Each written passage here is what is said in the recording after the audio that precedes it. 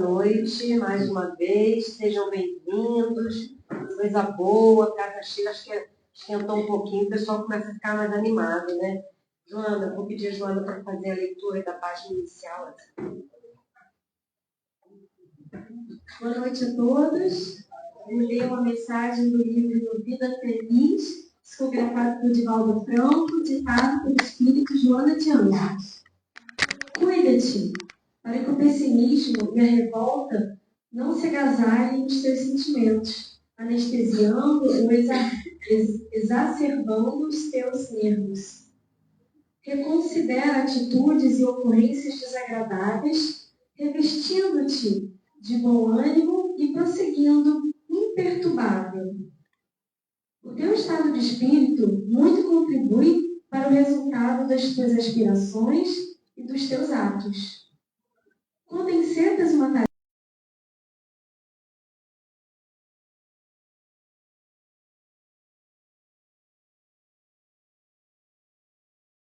coloca o sol da esperança com o calor do otimismo e o êxito te será inevitável. Assim, então, após essa mensagem que nos convida ao otimismo, ao bom humor, à boa vontade, estejamos todos aqui unidos nessa vibração tão amorosa, positiva, certos de que os bons espíritos aqui já se encontram, nos tratando, nos amparando, nos curando. E assim, que possamos estar atentos às reflexões que o Marcos vai nos trazer. Que ele seja amparado, inspirado, tratado também. Que possamos então, Senhor, iniciar a reunião dessa noite. Graças a Deus. Eu te aviso, 5 minutinhos, ou você... Avisa. Vou tentar, com 50 minutos? A gente avisa, passar 5 minutos.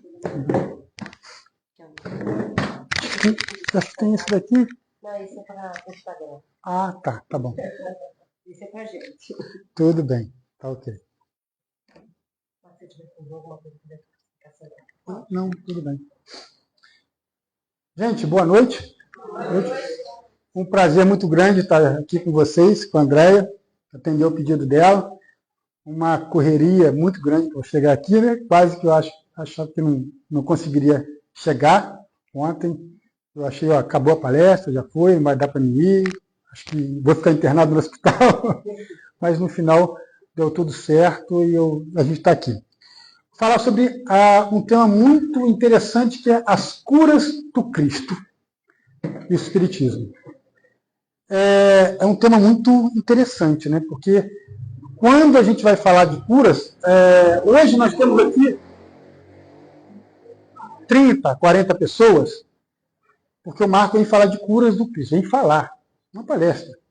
Mas se a Andréia anuncia que vai fazer uma sessão aqui no dia tal de curas, só de curas espirituais, vai ter médium, não é o Marco, não é médium, a casa enche. Né? Mas isso é normal. O fator cura espiritual, ele é muito antigo. Bem antes de Cristo. A gente lembra das curas do Cristo que nós vamos falar. Mas é bem antigo. Lá um povo lá na Mesopotâmia, bem antigo, bem antes de Cristo, é uma região que fica entre os rios Tigres e Eufrates, lá perto do Golfo Pérsico. O que acontece? Este povo, ele tinha uma crença nas curas espirituais que até de certo ponto, guardadas as devidas proporções de tempo, lá antes de Cristo, hoje, que é o Espiritismo, parecia um pouco com a nossa doutrina, um pouco. Tá? O que eles acreditavam?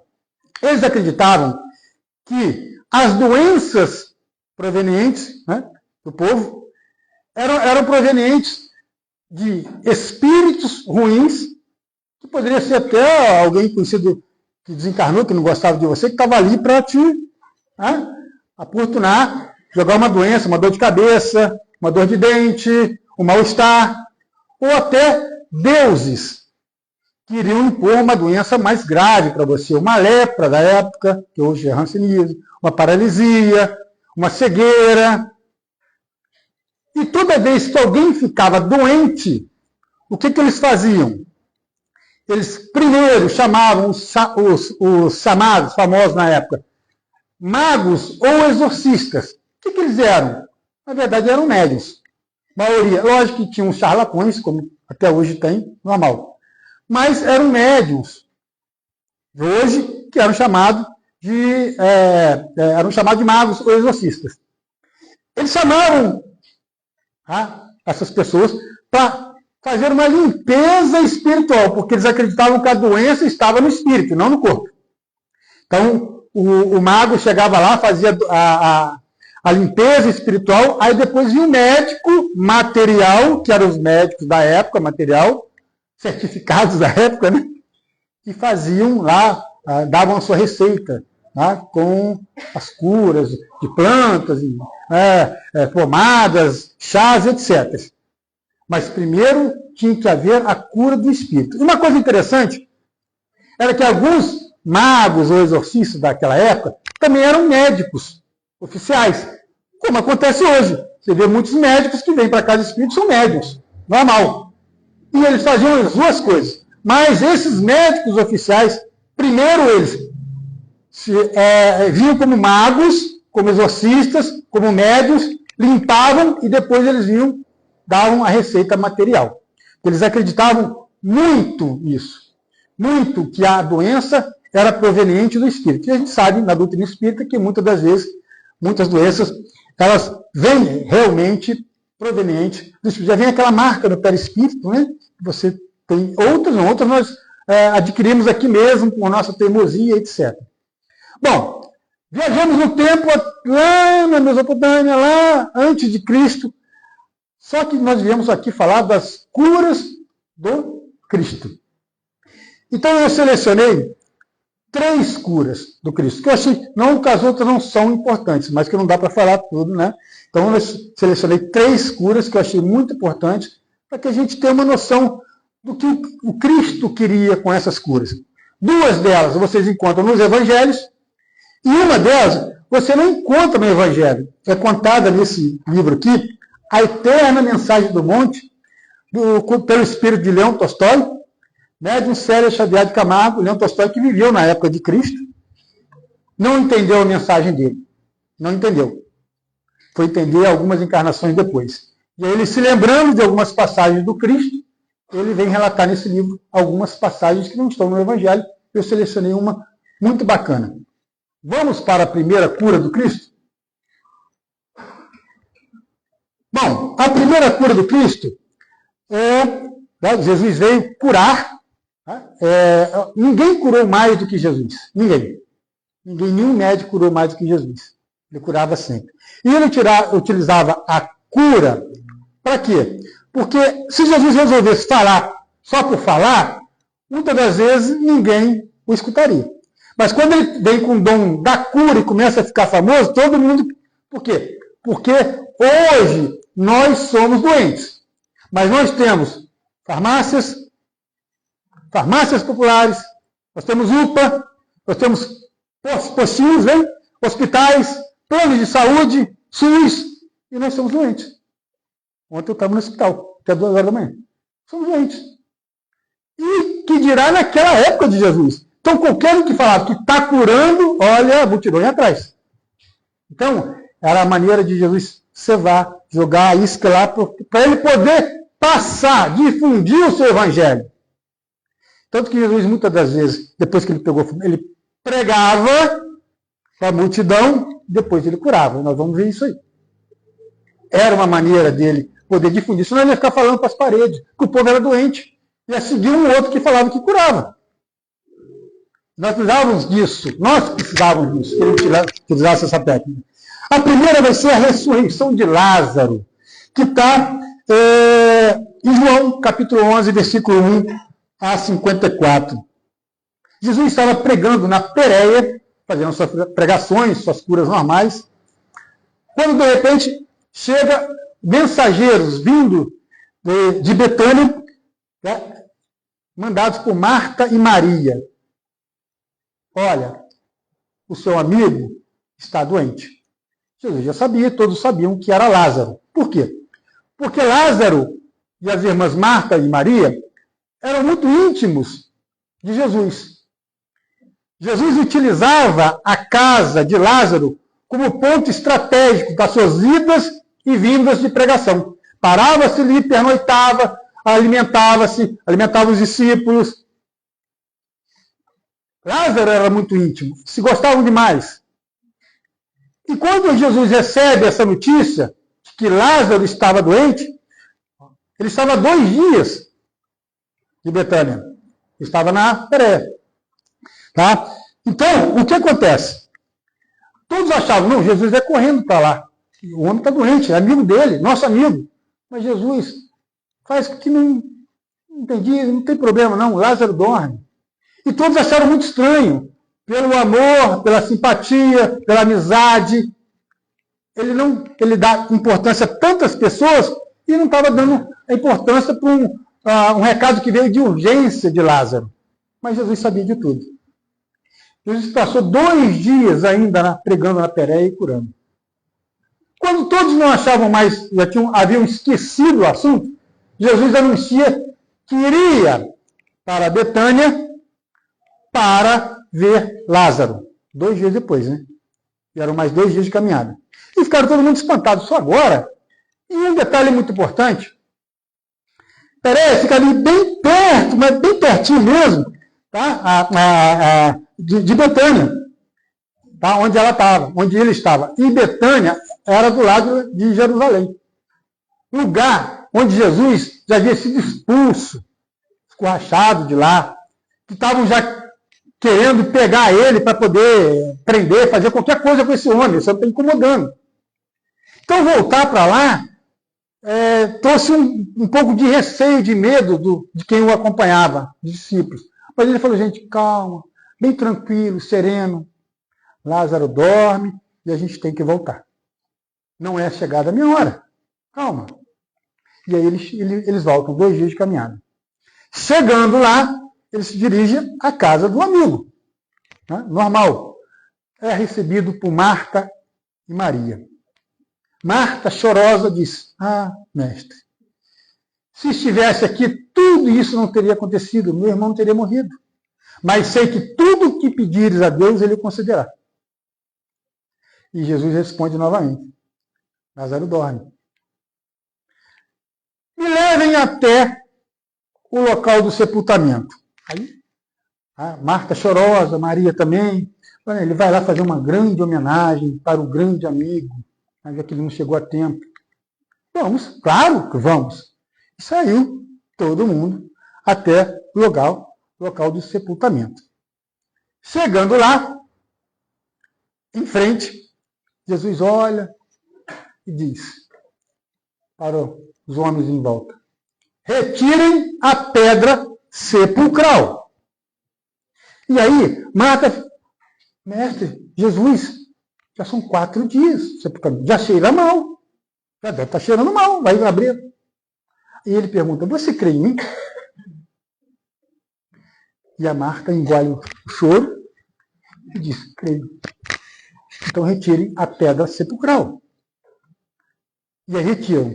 Os homens vão lá, porque os sepultamentos lá, principalmente naquela época, até hoje, são cavernas que na rocha, na pedra, até mesmo na terra, e são lugares altos, que você até anda lá dentro, e fazem um negócio e colocam o corpo todo enfaixado, igual uma múmia. É tradição. E aí, Jesus chega na porta, na entrada da sepultura, faz uma prece, uma oração a Deus em voz alta, manipula os fluidos necessários e diz, Lázaro, levanta-te e anda. Instantaneamente Lázaro acordou.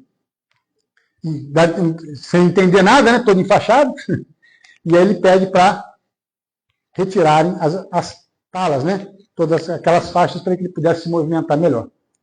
Agora imaginem para vocês, para nós mortais, a psicosfera que se formou e a emoção daquelas irmãs de quem ouviu a cena, presenciou um morto voltar à vida. Por isso a ressurreição. E aí foi aquela comoção geral. E a notícia se espalhou rápido. Espalhou rápido. Olha, aquele Nazareno ressuscitou Lázaro, que estava morto há 4 dias. E aí foi o maior feito aos olhos do homem que o Cristo fez na terra. Aos olhos do homem, da matéria. Não aos olhos do Cristo, não aos olhos da espiritualidade. Porque foi uma cura simples. Lázaro tinha letargia. Uns falam catalepsia, não é catalepsia. Catalepsia você fica com uma parte do corpo paralisada.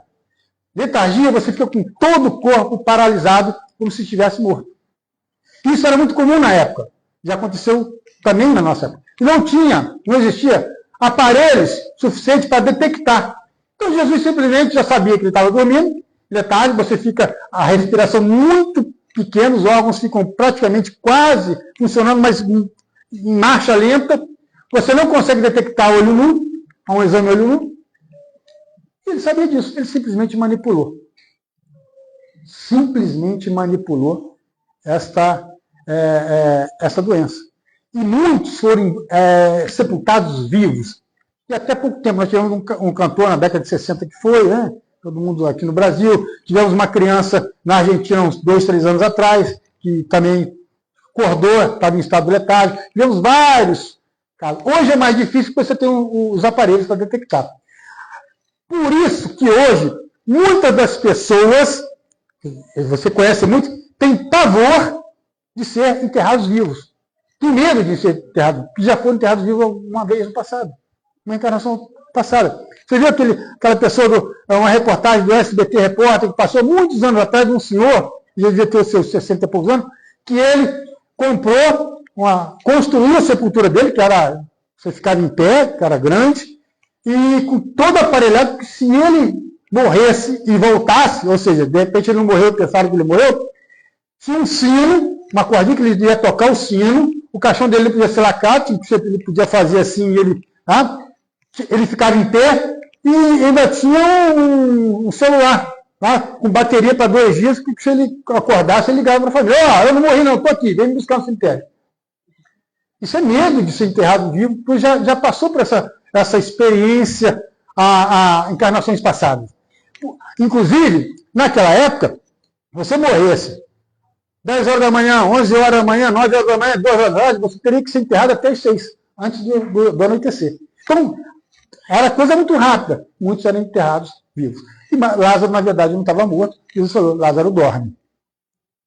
Agora, o que a gente pode trazer para a gente dessa cura?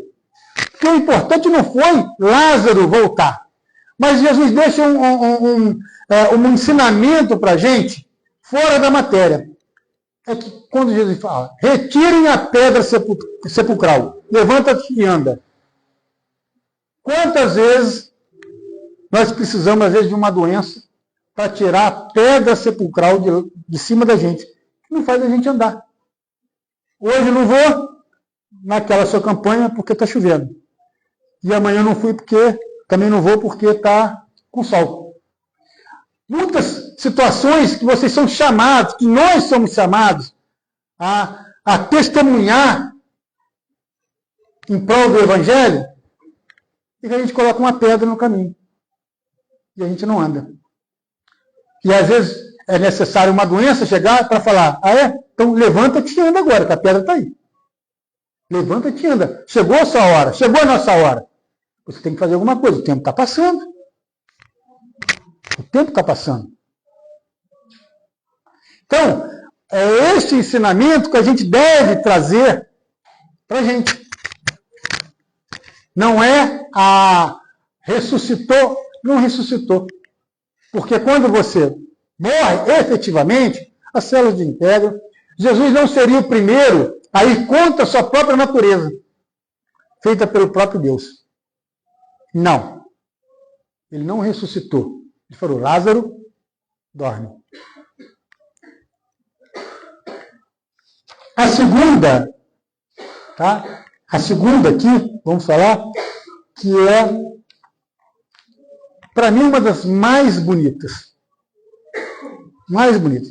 Aí eu vou falar assim, poxa, mas foi uma cura tão simples, tão boba, né? Ressuscitou já o morto, né? Que, aliás, por causa da ressurreição de Lázaro, Jesus foi preso logo em seguida, porque os homens simplesmente falaram assim, não, sacerdote, não, tem que prender esse cara, já estão falando, mentindo que ele ressuscitou bem em 4 dias. E Jesus foi preso depois, uns dias depois. Mas esta daqui, para quem acha que foi uma cura simples, que é da mulher hemorroíça. Essa passagem está em Mateus, Marcos e Lucas. Mas tem uma outra passagem também que eu vou falar para vocês. É uma mulher que tinha o fluxo sanguíneo por 12 anos, ou seja, ficava menstruada e não era interrompido esse fluxo sanguíneo. Ela era contínua. Isso causava um sofrimento muito grande. Que sofrimento que causava? Vamos ver agora o sofrimento que causava na mulher. Quer ver para mim, André? Você pode ler daqui até aqui. Tá bom? Você quer o microfone para você? A cura pela fé. Quando a mulher tiver o fluxo de sangue, se este for o fluxo costumeiro de seu corpo, ficará 7 dias na impureza de sua menstruação, e qualquer que a tocar será imundo até a tarde. Tudo sobre o que ela se deitar durante a sua impureza será imundo, e tudo sobre o que se assentar será imundo. Quem tocar em seu leito lavará suas vestes, banhar-se-á em água e será imundo até a tarde. Quem tocar em qualquer coisa sobre a qual ela houver sentado, lavará as suas vestes, banhar-se-á em água e será imundo até a tarde. Quem tocar em alguma coisa que estiver sobre a cama ou sobre aquilo em que ela se sentou, será imundo até a tarde. Se um homem se deitar com ela e a sua menstruação a atingir, será imundo por 7 dias, e toda a cama sobre a qual ele se deitar será imundo. Quando na mulher manar o fluxo do seu sangue por muitos dias, fora do tempo da sua menstruação, ou quando tiver fluxo de sangue por mais tempo do que o costumeiro, será imunda enquanto durar o fluxo, como nos dias de sua menstruação. Toda a cama em que se deitar todos os dias do seu fluxo, ser-lhe-á como a cama da sua menstruação, e toda coisa sobre que se assentar será imunda, conforme a imundície da sua menstruação. Quem a tocar ficará imundo, porquanto lavará as suas vestes, se banhará em água e será imundo até a tarde.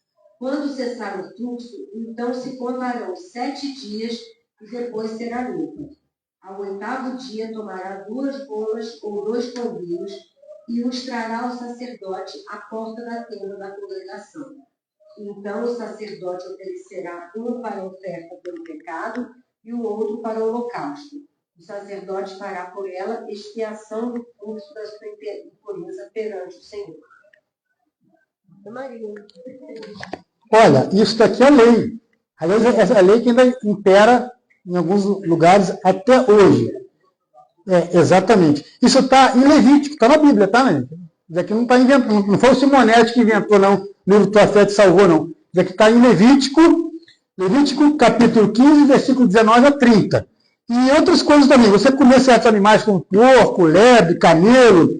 A parteira ficava imunda também durante um tempo, porque tocava nas partes íntimas da mulher para fazer o parto. Quando você tinha relações sexuais com a mulher, você ficava impuro uns dias também, porque a mulher era impura, e etc. Assim. Ou seja, é uma lei bem machista, tá? Mas que era seguida à risca. Era seguido à risca. Então, aqui, vocês já viram o que esta mulher sofria. Ela não poderia ter convívio social. A mulher, quando estava menstruada naquela época, ela não poderia fazer comida. Fazia a irmã, fazia a filha, fazia a mãe. Ela não podia fazer comida. Ela ficava isolada no quarto, fazia comida, abria uma porta e colocava aqui para ela comer. Era assim.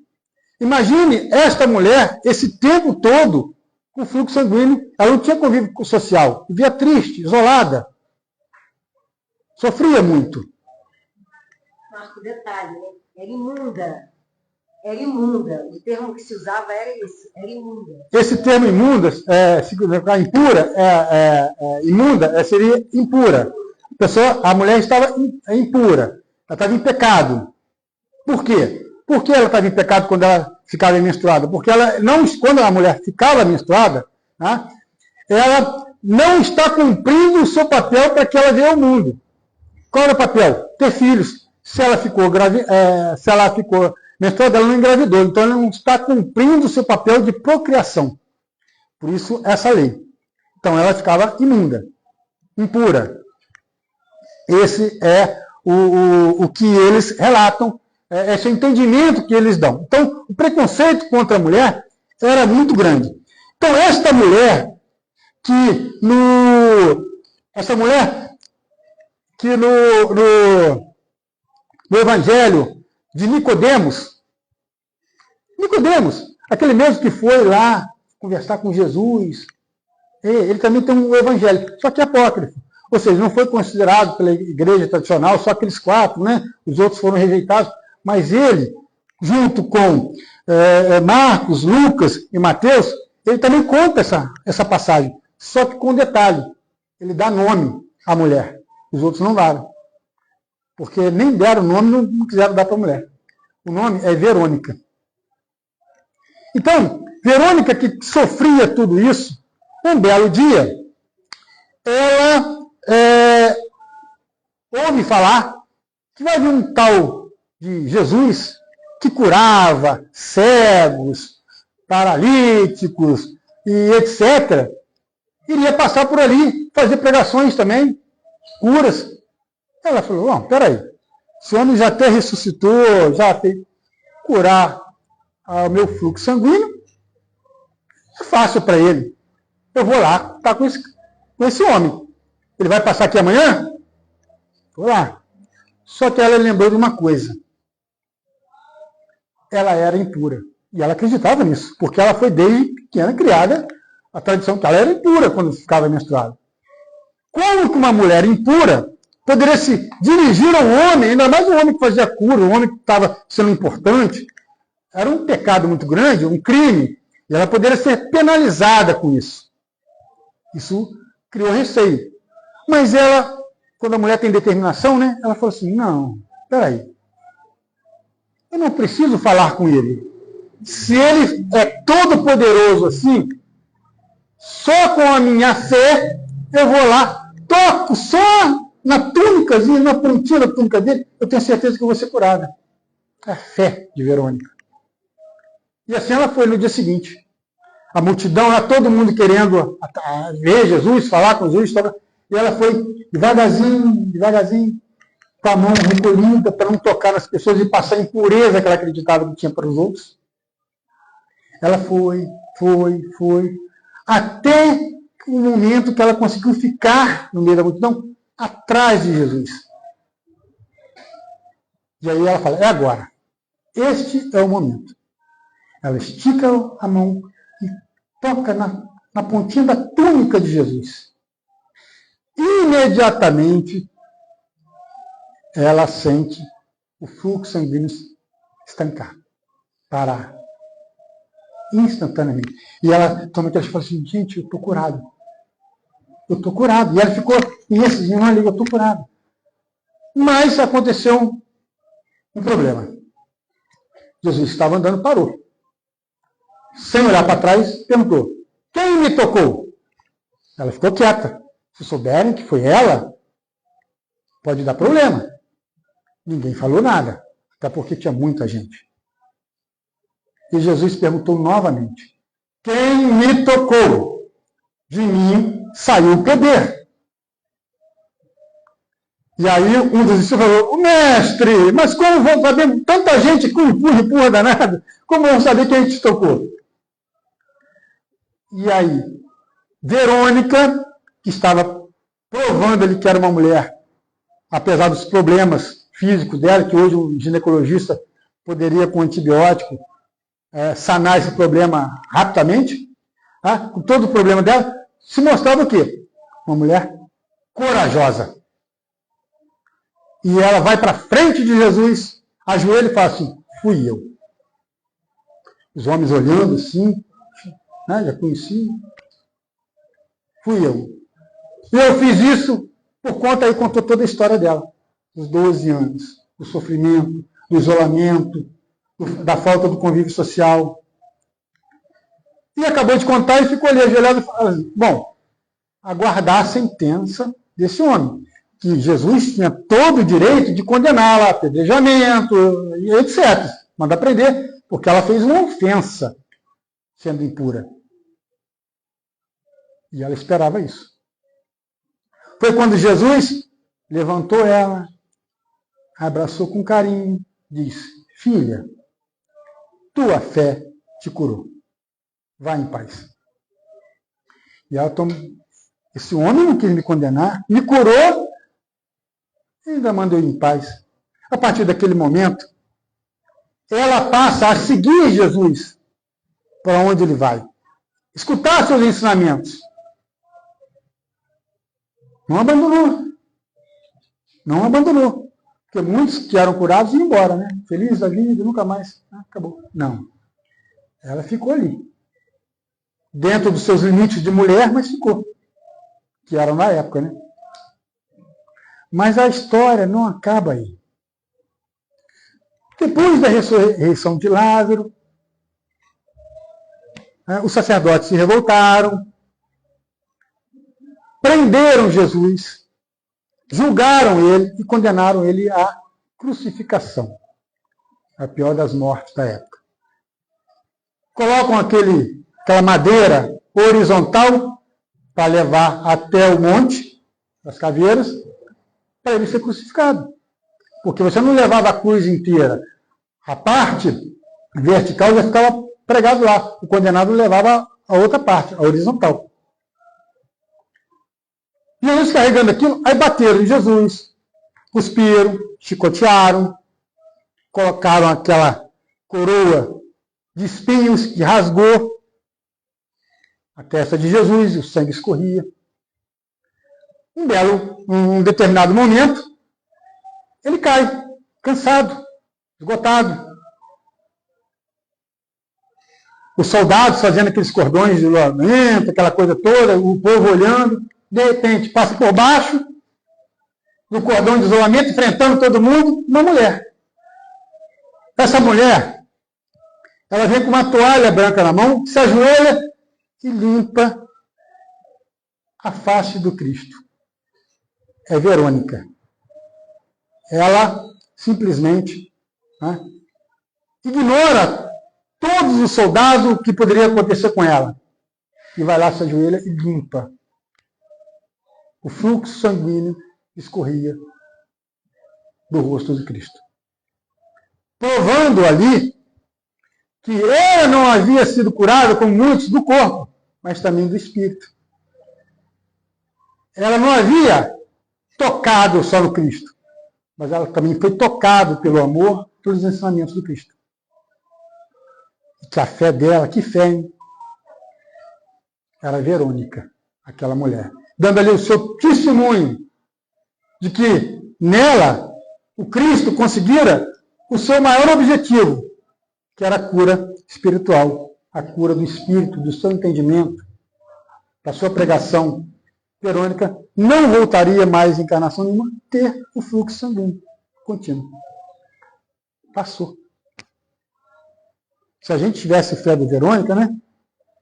Imagine uma mesa mediúnica com a fé de Verônica. Quantas coisas poderiam fazer?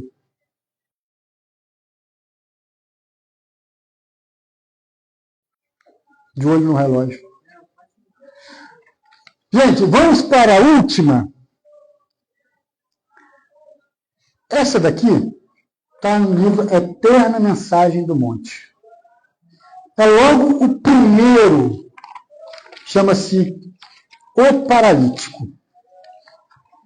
Contada pelo Leão Tolstói, que viveu na época de Jesus, não entendeu nada que Jesus falou, foi entender 2 ou 3 encarnações futuras, depois, né? E se arrepende muito, mas hoje ele é um outro espírito, manda mensagens muito bonitas, inclusive algumas passadas na época do Cristo. E esta mensagem aqui, essa passagem do Cristo, foi muito bonita. É Davi e Jonas na Judéia. E o seu irmão de Davi, Jacó. Esse jovem que vivia na Judéia, Davi, menino jovem, garoto, na flor da idade, bonito, já as meninas todas paquerando ele já da época, aquela coisa toda, forte, sadio, alegre, de bom coração. Um belo dia de inverno, ele acordou indisposto, com muita dor nas pernas. E aí ele resolveu não levantar, estava indisposto. A família, a mãe, levou café para ele, levou comida, alimento na cama. Só que ele ficou o dia todo desanimado, no dia seguinte ele também não conseguiu levantar e ele se foi. Depois de uma semana, ele não conseguia levantar mais. Ele não conseguia sentir as pernas. Chamaram os médicos, receitaram um monte de coisa para ele, nada fazia com que ele voltasse a sentir as pernas. Até que o tempo passou e todo mundo se conformou, caiu na real, caiu a ficha, né? Caiu a ficha antiga. Ele estava paralítico, como se falava na época. E aí ele se revoltou, um menino bom, flor da idade, de repente ficar ali jogado ali na cama. Aí ele queria sair com os amigos e ficou ali revoltado. Mas ele era um menino de bom coração. O tempo foi passando e ele se conformou, de certo ponto, né? Não se conforma 100%. E ele acabou falando, mas tem outras pessoas na região, aqui na minha região, que também tem o mesmo problema. E ficou. Um belo dia, falaram que ia passar ali por perto, alguns quilômetros dali, e fazer uma pregação, um certo rabi, chamado Jesus, e que fazia curas espetaculares. Está vendo? Se não tivesse a cura, ninguém ia. Não ia. Ele não iria. Aí ele chama o irmão de Jacó, fala assim, Jacó, você viu o boato que esse homem... Você quer ir lá? Que isso, mais um charlatão. Chega lá, não vai acontecer nada, você volta mais revoltado ainda. Eu vou sair daqui. Nós somos pobres, não temos assim uma condução. Me leva na maca. Tu quer arrumar amigo. Eu tenho amigos, você tem amigos. Os amigos falam... Ele não queria ir, mas ele insistiu. Eu falei, tá bom, eu vou levar meu irmão. A família deve ter pressionado também. Vai lá, não custa nada. Fazem a maca para ele, né? E tinha a maca dele. Chamam alguns amigos para fazer o revezamento. E foram levando ele. Saíram de manhã bem cedo, assim, tipo 5 horas da manhã. E quando eles saíram, eles já começaram a encontrar várias pessoas da comunidade saindo também. Uns também com o mesmo problema do que ele, outros com outros problemas. Era muita gente doente. E à medida que eles iam se aproximando do local, as outras bifurcações, as outras ruas, né? E elas que se encontravam, mais gente descendo para encontrar, para ver aquele rabino, o que ele ia falar, fazer, curar. E eles foram. Chegando lá já tinha muita gente. Cada um se acomodando aonde dava, né? Eu tenho um espaço ali, eu vou para lá. Tem um espaço lá, eu vou para aqui. E assim. E quando ele se acomodou, tinha um outro rapaz também ao lado dele. E eles começaram a conversar. Era Jonas. Se conheceram ali. E Jonas também havia ficado paralítico. Com um agravante. Jonas ficará cego também. E eles conversando, ele sentiu uma simpatia muito grande por Jonas e pena de Jonas, porque ele enxergava, pelo menos. Ele fazia coisas para o irmão dele, que fazia, faz isso para a gente quando você está deitado. E o outro não conseguia, porque era cego. Era mais limitado do que ele. E era tão bom rapaz também, que ficaram conversando. Até que um certo momento, veio o murmúrio. Ele está chegando, o povo se agitou. Era ele que estava chegando com seus discípulos. Jesus chega para... O povo fica mudo. Todos ficam quietos. Jesus sobe numa elevação e fica olhando para todos. Dali ele enxerga todo mundo. E todo mundo enxerga ele. E Davi começou a olhar para Jesus e falou assim, gente, esse que é o homem vestimento tão simples, sandálias de couro. Eu pensei que fosse um homem que vinha com aquela capa bonita de rei. Não. Vestimentos simples. Porém, o olhar dele é um olhar singelo, simples, mas penetrante, parece que tem brilho. A psicosfera, na hora, ficou alterada. E aí, Jesus, quando todos se calaram, começou a fazer, a pregar. Sabe o quê? O Sermão do Monte. Era o dia do Sermão do Monte. A mais bela página dos evangelhos. Se tudo se perdesse no evangelho e ficasse o Sermão do Monte, nada teria se perdido. Bem-aventurados os pobres de espírito, porque deles é o reino dos céus. Bem-aventurados os que choram, porque serão consolados. E tem uma frase que Davi ficou na memória dele e ele não esqueceu. Faça aos homens tudo aquilo que queiras que te façam. E foi a pregação do Sermão do Monte. A psicosfera era imensa. Aquela emoção, muita gente já chorava de antemão. Todos ficaram de boca aberta. Jesus, quando termina a pregação, ele, então, começa a curar. Curar depois da pregação. Ele jogou a semente. A cura do espírito. Vou curar a matéria agora. Ele começa a curar. Curar. E as pessoas se levantam, saiam gritando de alegrias, dando hosanas, abençoadas, aquela coisa toda, e curando.